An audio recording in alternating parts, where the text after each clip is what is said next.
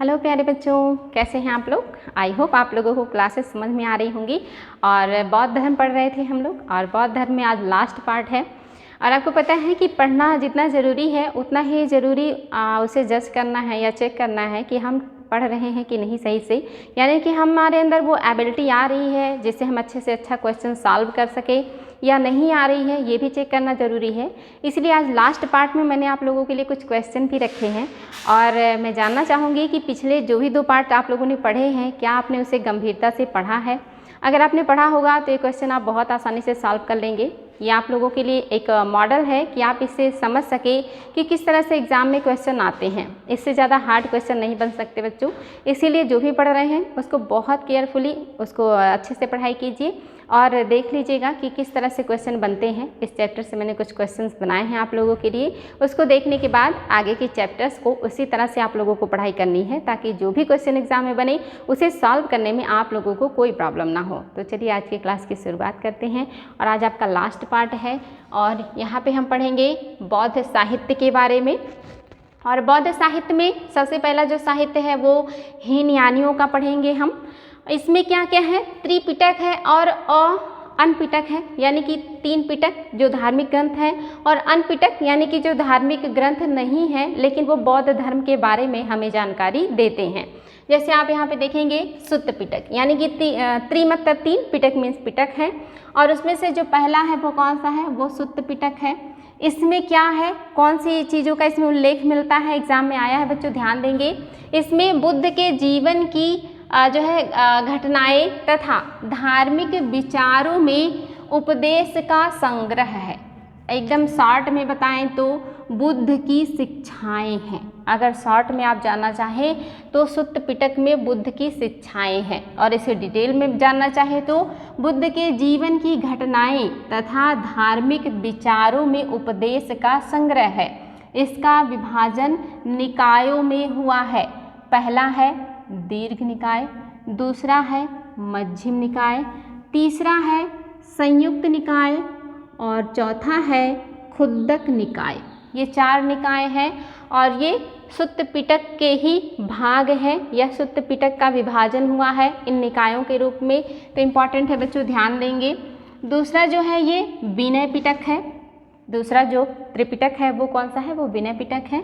और इसमें क्या है, विनय पिटक बौद्ध भिक्षुओं का संविधान है, यानी कि इसमें उनके लिए नियम कानून बनाए गए हैं कि उन्हें कैसे आचरण करना है, कैसे व्यवहार करना है, कौन सी चीज़ें हैं जो बौद्ध भिक्षु पालन नहीं कर सकते और कौन सी चीज़ों का पालन करना उनके लिए ज़रूरी है। इन सारी चीज़ों का उल्लेख जो है वो विनय पिटक में है। एग्जाम में ये सारे क्वेश्चन आए हुए बच्चे कि सुत्त पिटक में किन चीज़ों का उल्लेख मिलता है, विनय पिटक में किन चीज़ों का उल्लेख मिलता है, और अभिधम्म पिटक में किन चीज़ों का उल्लेख मिलता है। तो इसको बहुत केयरफुली ध्यान से देखेंगे। तो इसमें क्या है, बौद्ध भिक्षुओं का संविधान है ये। इसमें उनके लिए सारे नियम कानून बनाए गए हैं जो भी संघ में रहते हुए उन्हें पालन करना होता था। इसी में अपराध, उपोस्थ और प्रतिमोक्ष का वर्णन मिलता है। याद रखेंगे, विनय पिटक में ही उपोस्थ और प्रतिमोक्ष का वर्णन मिलता है। अभिधम्म पिटक, यह पिटक उच्च धर्म एवं उच्च ज्ञान, उच्च धर्म एवं उच्च ज्ञान से संबंधित है। इसमें महात्मा बुद्ध के दार्शनिक विचार या दार्शनिक शिक्षाओं का उल्लेख मिलता है। तो इम्पॉर्टेंट है बच्चों, आता है कि अभिधम्म पिटक में किसका उल्लेख मिलता है, तो इसमें उच्च धर्म, उच्च ज्ञान और दार्शनिक विचारों का उल्लेख मिलता है जो भगवान बुद्ध के द्वारा लोगों को दिया गया था। तो इम्पॉर्टेंट है। आगे है बच्चों आगमेतर साहित्य, यानी कि जो धार्मिक नहीं है बल्कि ये लौकिक साहित्य है। आगम जो होते हैं वो बौद्ध धर्म के धार्मिक साहित्य हैं। ये आगमेतर हैं, यानी कि ये धार्मिक नहीं है बल्कि भौतिक या अधार्मिक साहित्य हैं। इसमें जो सबसे फेमस साहित्य है वो है मिलिंद पन्हो, जिसका शाब्दिक अर्थ होता है मिलिंद प्रश्न या मिलिंद प्रश्न कहो, यानी कि इसका मतलब होता है कि मिलिंद प्रश्न पूछिए। क्या प्रश्न पूछना है आपको, क्या जानना चाहते हैं आप, ये कौन कह रहा है? ये नागसेन कहते हैं। इसलिए बहुत इंपॉर्टेंट है कि मिलिंद पन्हों में किसके बीच संवाद है, तो मिलिंद या मिनांडर, इन्हीं का नाम है मिनांडर या मिलिंद और नागसेन। इस ग्रंथ में हिंद यूनानी शासक मिनांडर या मिलिंद एक ही व्यक्ति हैं तथा बौद्ध भिक्षु नागसेन के मध्य अनात्म संबंधी जो है बातों पर डिस्कस हुआ है कि आत्मा है या आत्मा नहीं है।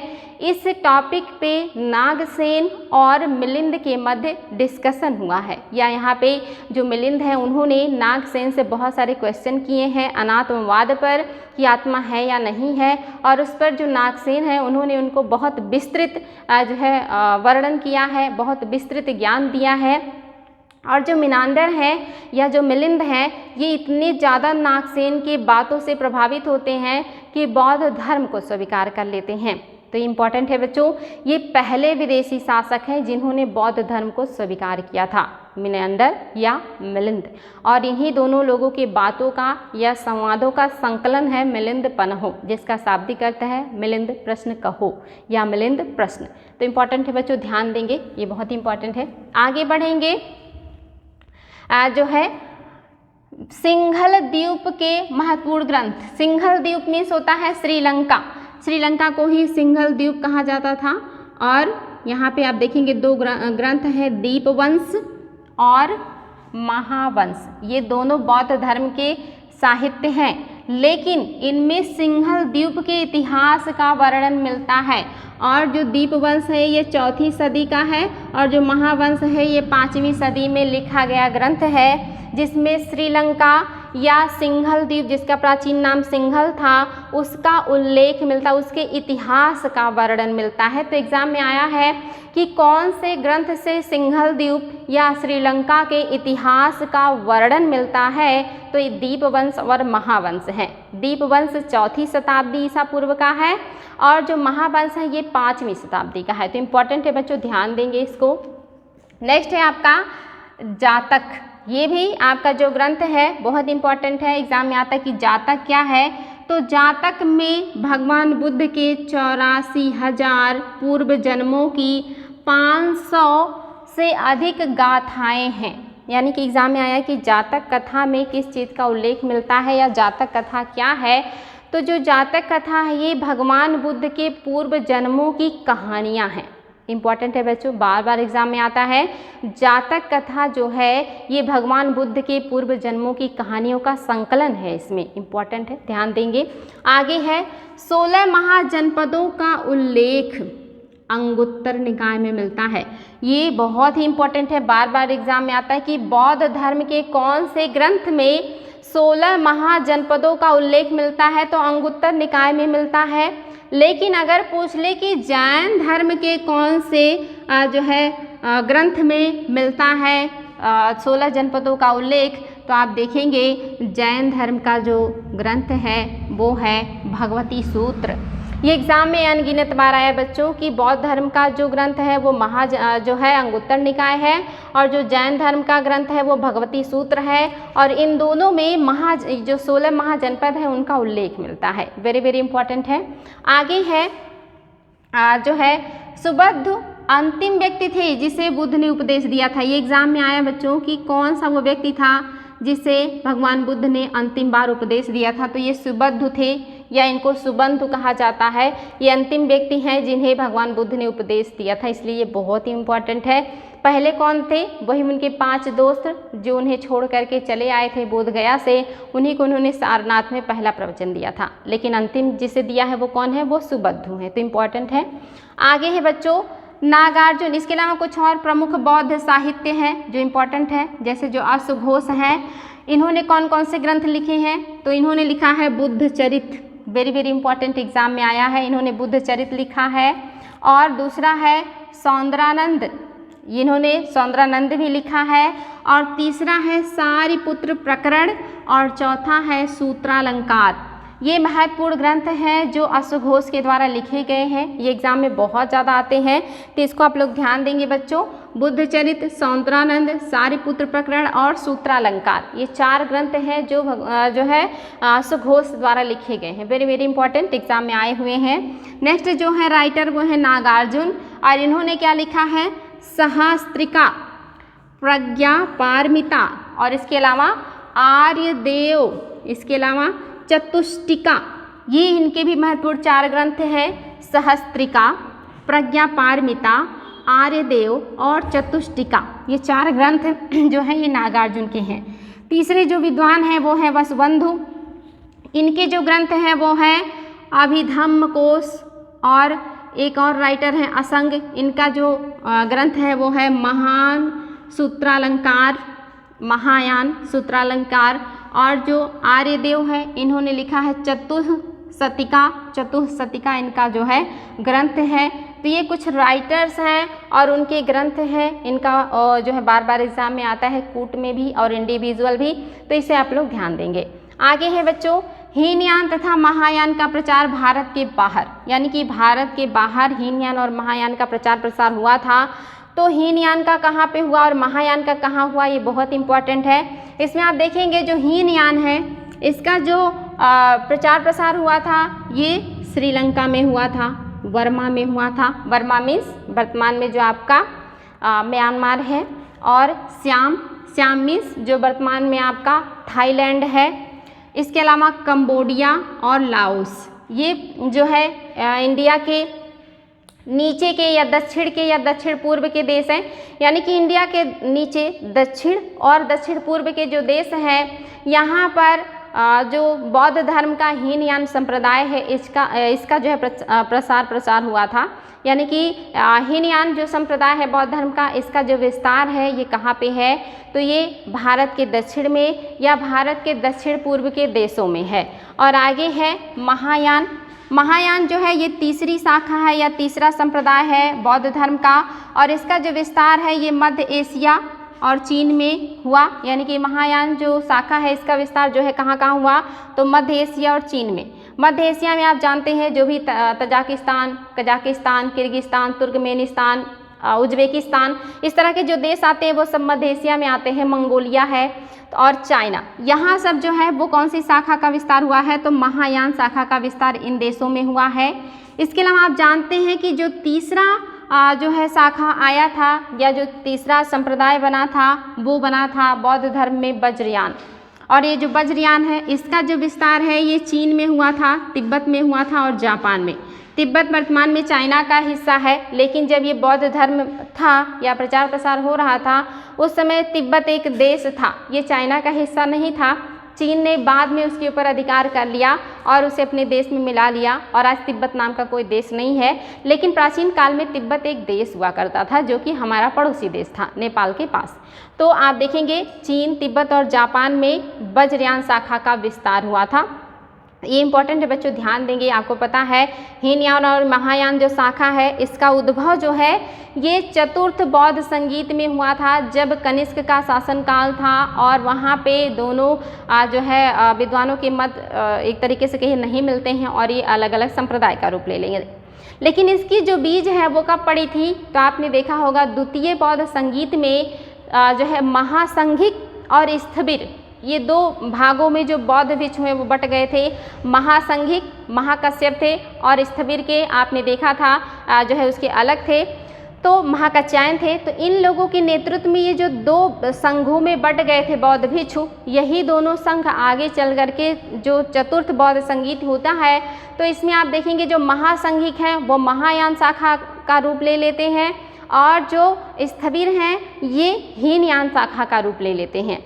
जो स्थविर है ये पुरानी जो शिक्षा है भगवान बुद्ध की या जो उनके द्वारा दिए गए उपदेश हैं या जो नियम कानून है ये उसी का पालन करते हैं, उसमें कोई परिवर्तन नहीं करते।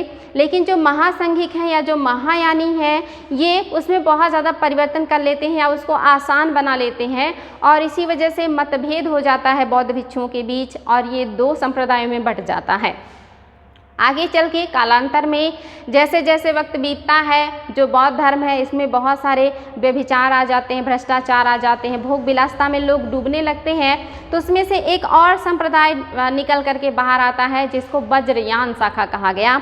और ये जो है हर्षोत्तर काल में सामने आया था बौद्ध धर्म से, और इसमें जो है गलत चीज़ों को बढ़ावा दिया गया, यानी कि यहाँ पे शराब जो है पीना लोग पसंद करने लगे, साथ में स्त्रियों को रखने लगे, भोग विलास करने लगे, और ये सब करना जायज़ बताया उन्होंने जो है बौद्ध धर्म में, यानी कि यहाँ पे भ्रष्टाचार, दुराचार, व्यभिचार, ये सारी चीज़ें आ गई।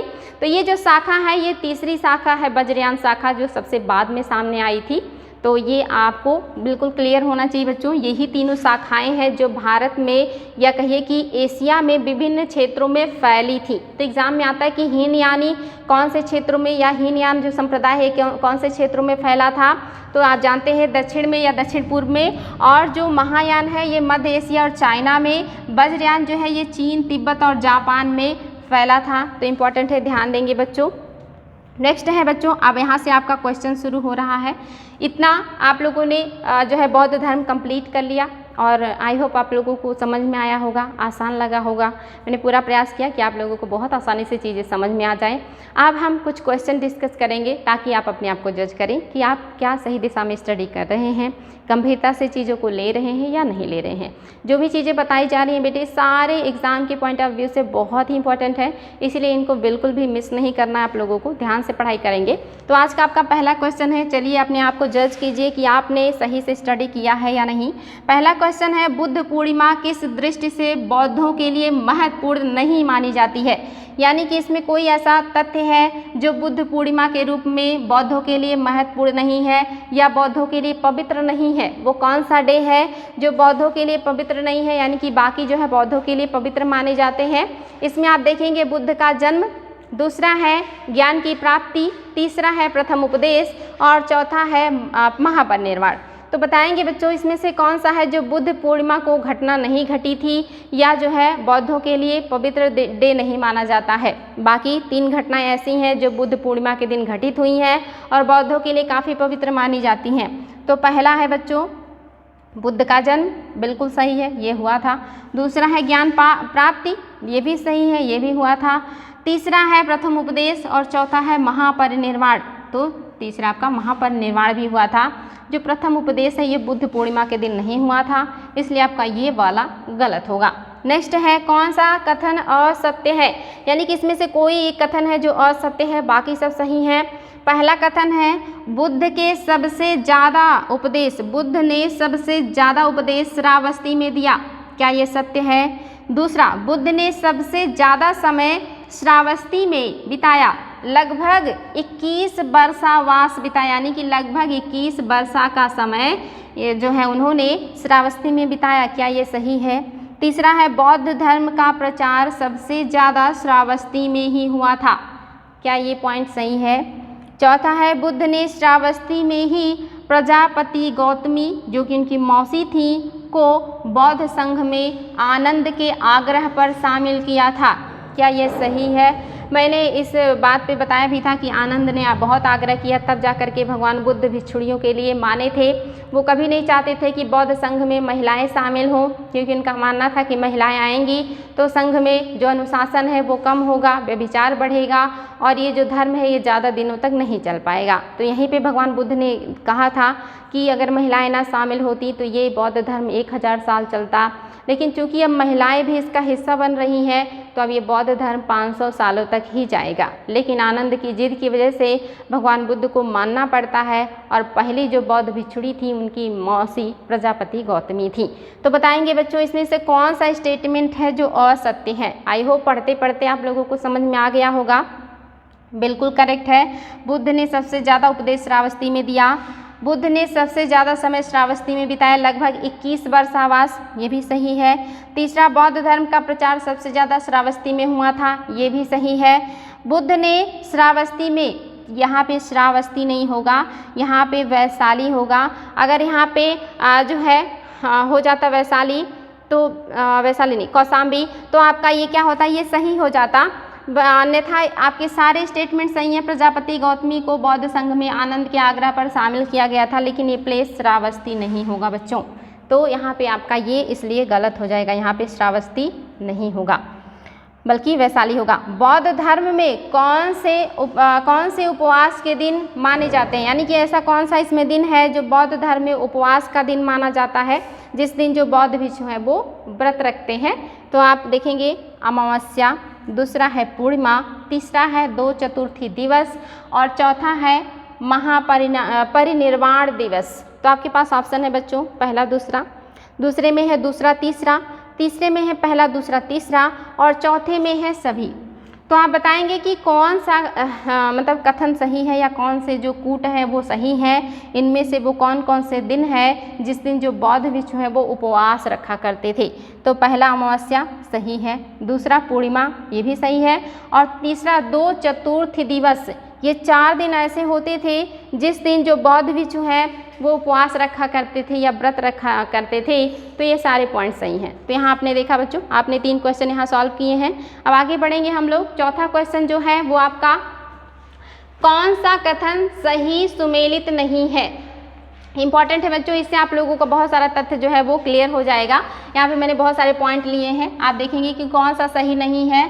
तो इसमें जो पहला पॉइंट है वो है बिंबिसार द्वारा राजगृह में वेणुवन तथा आम्रवन दान में दिया गया था। यानी कि यहाँ पे कुछ महत्वपूर्ण जो है व्यक्ति हैं जिन्होंने बौद्ध भिक्षुओं को कुछ महत्वपूर्ण प्लेस को दान में दिया है।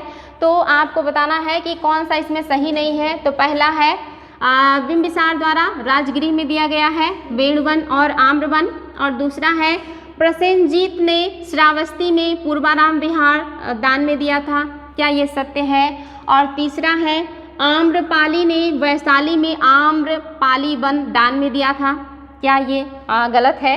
नेक्स्ट है अनाथ पिंडक द्वारा श्रावस्ती में जेतवन दान में दिया गया था। और चौथा है पांचवा है उदयन द्वारा कौशाम्बी में सालवन दान में दिया गया था। तो आपको बताना है बच्चों इसमें से कौन सा है जो गलत है, यानी कि बाकी सब सही है, कोई एक है जो गलत है, वो आपको ढूंढना है और वो आपको जो है चेक करके बताना है। तो आपको पता है बिंबिसार ने वेणुवन आम्रवन दान दिया था, सही है। प्रसेनजीत ने श्रावस्ती में पूर्वाराम विहार दान में दिया था, ये भी सही है। आम्रपाली ने वैशाली में आम्रपाली वन दिया था दान में, ये भी सही है। अनाथ पिंडक ने श्रावस्ती में जेतवन दान में दिया था, ये भी सही है। लेकिन उदयन ने कौशाम्बी में नहीं बल्कि घोषित राम विहार को दान में दिया था।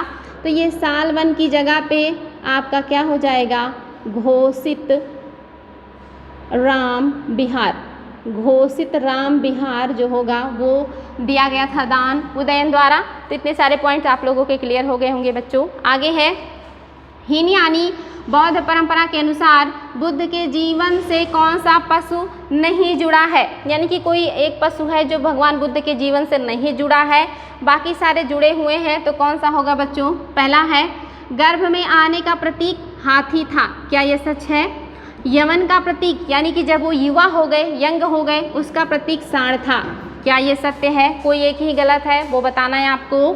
समृद्धि का प्रतीक बाघ था, क्या ये असत्य है। और चौथा गृह त्याग का प्रतीक घोड़ा था। तो बताएंगे बच्चों इसमें से कौन सा पशु है जो भगवान बुद्ध के जीवन से जुड़ा हुआ नहीं है, बाकी सारे जुड़े हुए हैं। और ये एग्ज़ाम में क्वेश्चन आया हुआ है, इसीलिए आप इसको सीरियसली लेंगे और बताएंगे कि कौन सा इसमें सही नहीं है। तो पहला सही है, भगवान बुद्ध के गर्भ में आने का प्रतीक हाथी है। और दूसरा जो है यवन का प्रतीक यानी कि उनके यंग होने का प्रतीक जो है वो सांड है। और समृद्धि का जो प्रतीक है ये बाघ नहीं है बच्चों, यहाँ पे शेर होता तो ये भी सही हो जाता, ध्यान देंगे यहाँ पे शेर होगा। और गृह त्याग का जो प्रतीक है वो घोड़ा है, ये सही है। तो यहाँ पे शेर होगा, बाकी सारे सही सुमेलित हैं।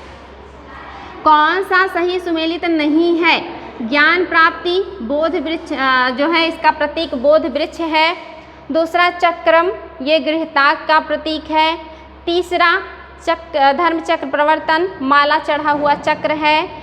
और चौथा है स्तूप, यह महापरिनिर्वाण का प्रतीक है। तो बताना है बच्चों इसमें से कौन सा सही सुमेलित नहीं है, यानी कि 3 सही है, कोई एक है जो गलत है।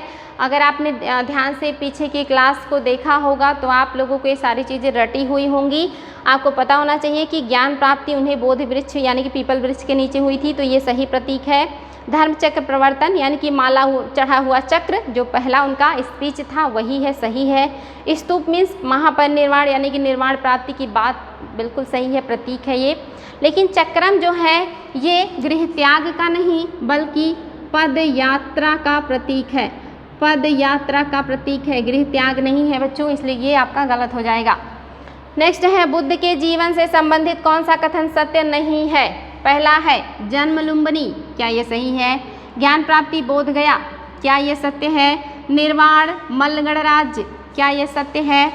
और चौथा है प्रथम प्रवचन ऋषिपत्तनम सारनाथ या इसी को मृगदाव भी कहा जाता है, क्या ये सत्य है? और अंतिम वर्षा काल वैशाली। तो आपके पास कूट है बच्चों और आपके पास 5 पॉइंट है। आपको बताना है कि कौन कौन से हैं जो बुद्ध के जीवन से संबंधित कौन सा सही नहीं है। तो पहले ऑप्शन में है पहला, दूसरा और तीसरा, क्या ये गलत है? दूसरे में है दूसरा, तीसरा और चौथा। तीसरे में है पहला, दूसरा, तीसरा और चौथा। और चौथे में है कि सभी। और पांचवें में है कि कोई नहीं। तो आपको बताना है कि कौन सा है जो भगवान बुद्ध के जीवन से संबंधित सही कथन नहीं है।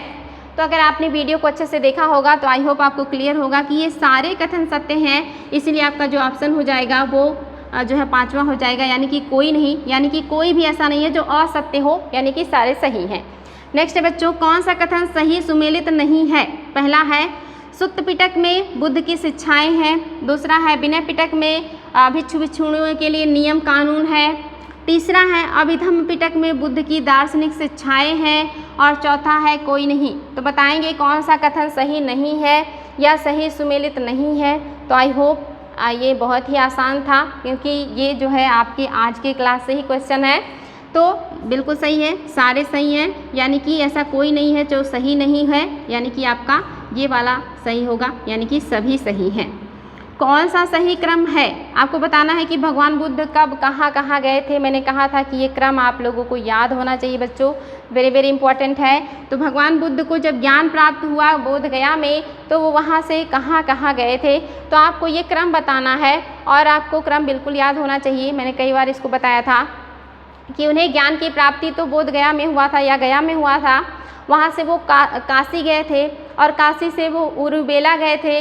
उरुबेला से वो जो है राजगिरी गए थे। राजगिरी से वो कपिलवस्तु गए थे। कपिलवस्तु से वो जो है वैशाली गए थे और वैशाली से वो लास्ट में कौशल राज की राजधानी श्रावस्ती गए थे। तो अब आप ढूंढेंगे कि इसमें से वो कौन सा ऑप्शन है जो आपका सही है।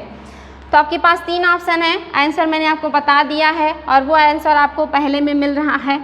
अगर ये पहला गलत मैच होता तो आपका दूसरा भी सही हो जाता, क्योंकि यहाँ पे राजगिरी नहीं है, बाकी सीक्वेंस ये भी सही है।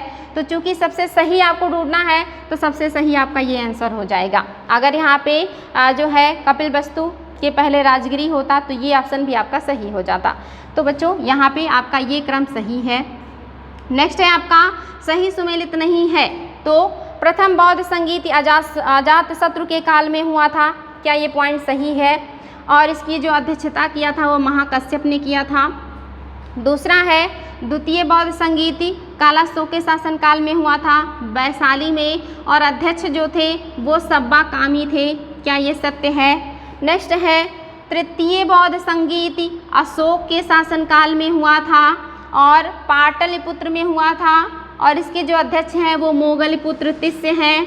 और चौथा जो है चतुर्थ बौद्ध संगीति कनिष्क के शासनकाल में कश्मीर में हुआ था, और इसके जो अध्यक्ष थे वो अश्वघोष थे। तो बच्चों बताएंगे इसमें से कौन सा है जो सुमेलित नहीं है।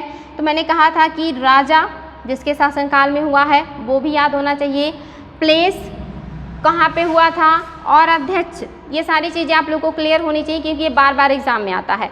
तो आपको पता है ये चौथा गलत है, क्योंकि यहाँ पे अश्वघोष उपाध्यक्ष थे, अध्यक्ष जो थे वो वसुमित्र थे।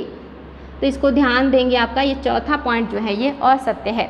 लास्ट क्वेश्चन है बौद्ध धर्म का त्रिरत्न कौन नहीं है? तो पहला है बुद्ध, दूसरा है धम्म, तीसरा है चक्र, चौथा है संघ। तो आपको बताना है कि बौद्ध धर्म के त्रिरत्नों में कौन कौन से शामिल है, या कौन है एक जो शामिल नहीं है। 3 रत्न जैन धर्म में भी हैं और बौद्ध में भी हैं। तो इसमें आपको पता है बुद्ध, धम्म और संघ ये त्रिरत्न में शामिल हैं, लेकिन चक्र जो है ये त्रिरत्न में शामिल नहीं है।